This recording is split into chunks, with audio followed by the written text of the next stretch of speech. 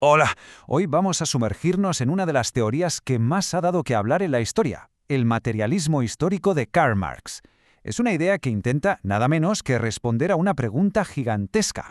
Y bueno, para empezar a entenderlo todo, lo primero es que nos hagamos la misma pregunta que le quitaba el sueño a Marx. Pues esa es, la pregunta del millón. ¿Por qué cambia la historia? O sea, ¿qué es lo que de verdad está moviendo los hilos para que un imperio caiga, para que surja una revolución? ¿Son las grandes ideas? ¿Los líderes carismáticos? ¿La religión, quizá? Pues Marx dijo que no, que nada de eso. Su respuesta, la verdad, fue mucho más con los pies en la tierra. Aquí está el meollo de la cuestión. Para Marx, la historia no se escribe de verdad en los parlamentos o en las bibliotecas. Se escribe en los campos, en las minas, en las fábricas. El verdadero motor, el que lo mueve todo, es la forma en que una sociedad produce lo que necesita para vivir. La comida, la ropa, la vivienda, a todo esto él lo llamó el modo de producción, y es la base sobre la que se levanta todo lo demás. Vale, vamos a profundizar un poco más en esto. Si el modo de producción es la base, ¿cómo provoca exactamente esos terremotos que cambian la historia? Pues bien, Marx nos dice que dentro de este gran motor hay dos piezas fundamentales que casi siempre están chocando. A ver, por un lado tenemos las fuerzas productivas. Pensemos en la tecnología, las máquinas, la ciencia. Vamos, la parte que no para de evolucionar, que siempre busca ser más eficiente. Y por otro, las relaciones de producción. Esto es la estructura social. ¿Quiénes son los dueños de las cosas? ¿Cómo se dividen las clases? ¿Las leyes que lo organizan todo? Esta es la parte más rígida, la que se resiste a cambiar. El conflicto, claro, aparece cuando el motor quiere correr más rápido de lo que el chasis le permite. Esta cita lo resume a la perfección. Para Marx, el conflicto no es un fallo del sistema, sino una característica que viene de fábrica. Cada tipo de sociedad, según él, lleva dentro la semilla de su propia destrucción y de su futura transformación. La tensión no es el problema, es que es literalmente el motor del cambio.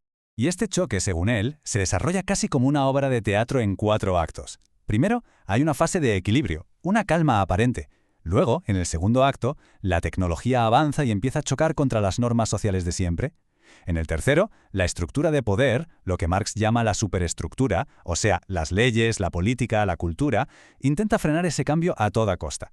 Pero claro, la presión es demasiada, y en el acto final, ¡pum!, estalla la revolución, que barre lo viejo y da paso a una sociedad completamente nueva, hecha a la medida de esas nuevas fuerzas. Muy bien, ya tenemos la teoría sobre la mesa. Ahora llega lo bueno, verla en acción. Marx usó este modelo para dibujar una especie de mapa de toda la historia de la humanidad, dividiéndola en grandes etapas, o como él los llamaba, modos de producción. Y aquí tenemos ese mapa. Va desde el comunismo primitivo hasta el socialismo. No hace falta aprenderse la tabla de memoria, pero sí es clave fijarse en cómo evoluciona la columna de la forma de explotación. Porque ahí, en esa evolución, está el kit de la cuestión. Vamos a centrarnos en un par de transiciones para que se entienda bien. Por ejemplo, el paso del modo antiguo al feudal. En la antigua Roma la relación es simple, es brutal, el amo y el esclavo. El esclavo es básicamente una propiedad. En la Edad Media la cosa cambia. La relación pasa a ser entre señor y siervo. El siervo ya no es una propiedad, pero está atado legalmente a la tierra. No es libre. Como vemos, la forma de dominación se va haciendo, digamos, más sofisticada. Y ojo, aquí hay un detalle que es fundamental. En todos esos mundos, tanto en el antiguo como en el feudal, la explotación es muy visible, es muy directa. Es lo que Marx llamaba la coacción extraeconómica, es decir, se basaba en la fuerza bruta, la espada, el látigo, la ley del más fuerte. O sea, era muy simple, o trabajas o te enfrentas a consecuencias físicas e inmediatas. Y es aquí, en el salto al capitalismo, donde la teoría se pone realmente interesante, porque la coacción cambia por completo. De repente desaparece la espada, desaparece el látigo. El trabajador ahora es, entre comillas, libre. Nadie le obliga a punta de pistola a entrar en la fábrica. La coacción se vuelve invisible, se vuelve económica. O aceptas un salario y trabajas, o simplemente no comes. Un mecanismo mucho más sutil, sí, pero según Marx, igual o más implacable.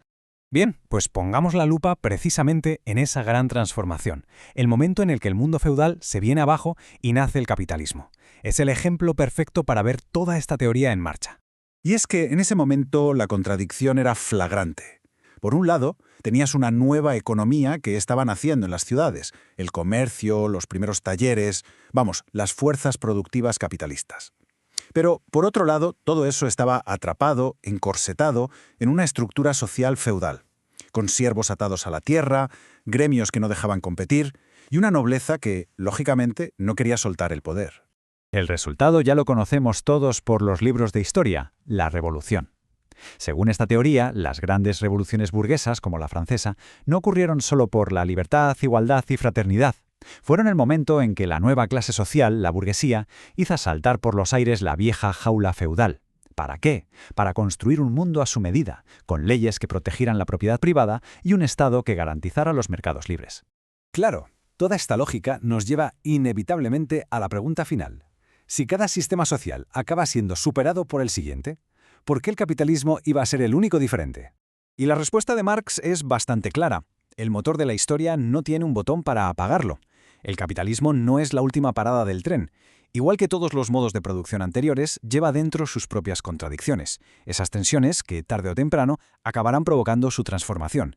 Y de ahí viene su predicción más famosa y controvertida. Ojo, que para él no era una profecía, sino la conclusión lógica de todo su análisis. De la misma manera que el feudalismo creó a la burguesía que acabaría con él, Marx defendía que el capitalismo crea su propio sucesor, el proletariado, y que a través de sus propias contradicciones, el sistema capitalista acabará dando paso al socialismo.